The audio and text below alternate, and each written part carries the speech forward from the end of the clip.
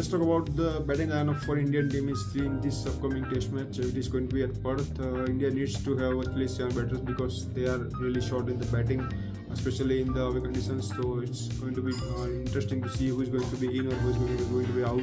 As far as fitness is concerned, Kohli is looking fit. He has practiced really well, but Shubman Gill is not fit because he has some injuries along with KL Rahul. So it's going to be interesting who is going to play. Dhruv Jurel might get a chance along with Nitish Reddy because Nitish Reddy has really done well in domestic and he can bowl quick along with the batting. So India need a ball all-rounder in that category as well. And as far as spinner is concerned, I don't think there is any need to take any of the spinners because the pitch is going to be bouncy and it's going to help some seam movements. So if India can go on with 4 pacers, it's really going to help them. And if we talk about opening, it's going to be Jaiswal along with Abhimanyu Ishwaran, who has really done well. So let's see what happens.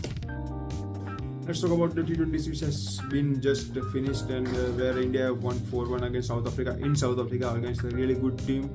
We have some good batters in the team, but some of the outstanding performer of this series is Sanju Samson along with Abhishek Sharma and the one and only Tilak Verma, who has done pretty well. They have made 2 tons along with Sanju Samson and Tilak Verma. As far as bowling is concerned, our spinner has bowled well, and we got a new death order bowler, which is Arshdeep Singh, who can do well in absence of Bumrah. So it's going to be interesting how these things can pan out for India in the upcoming World Cup.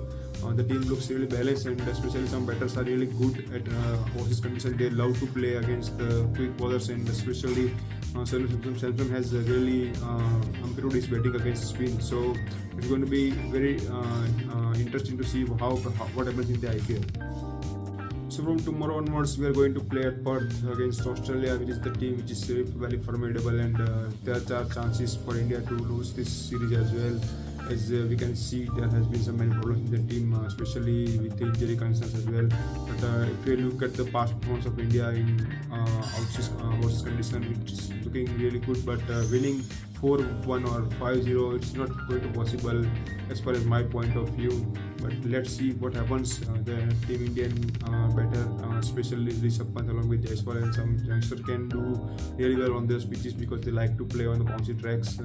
So it's going to be interesting to see whether India can win that series with 4-1 or 5-0. Even if they win that series, it's going to be really good for them. But the chances of there in the final is not going to be easy, and I don't think they are going to be there in the final, and I don't think they are deserving as well because there are many good teams, especially we talk about Sri Lanka. So let's see what happens.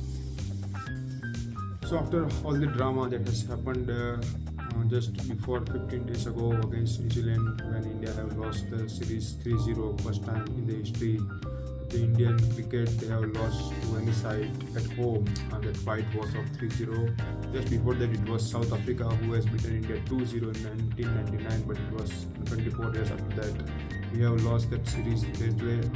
Also, it was the series lost in last 12 years, first time against the team which was not good to play spin bowling in the past too. So we need to address the issue of how to play spin, especially in the Indian condition, that Indian batsmen are not ready to take on the spinners, and there were some difficulties we can see. In the first stage, it was the fast bowlers who have done pretty well against us, but then second and third test it was Sentner, Ajaz Patel and the company have really done well. So let's see what happens in the Australian series.